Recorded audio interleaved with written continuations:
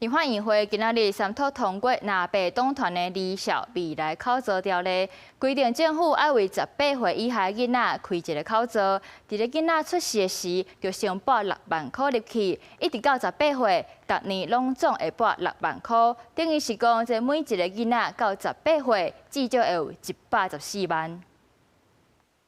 各位小朋友，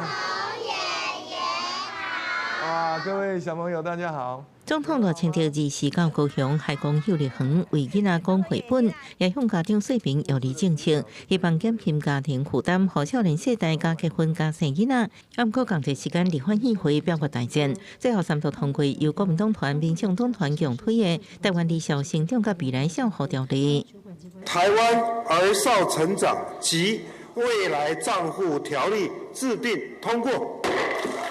根據條文內容，用上規則分做信託性質的台灣未來孝護囡仔出世的時陣，就撥6萬啟動金；7到18歲期間，每年也撥3萬。金融孝護性質的離校成長津貼部分，未滿7歲每年6萬，7到18歲每年也3萬。因講是每一個開戶囡仔到18歲至少114萬。另外，家長也應替囡仔欠錢無上限，加企業的贊助款每年上濟應欠至5萬。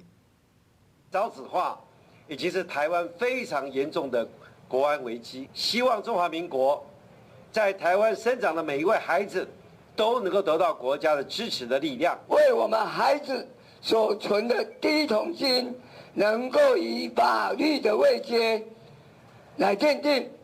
我想，這才是一個長久的解決處理我們少子化危機。對比羅政府0到18歲成長津貼是0到6歲每年每個月領5000，6到18歲2500由家長家己運用，另外2500由國家欠一筆專戶進行投資，加總至少108萬。按過無入專法用行政要點訂定便利護算，按算至07年開始。家長無限制存款，所以差距無限大。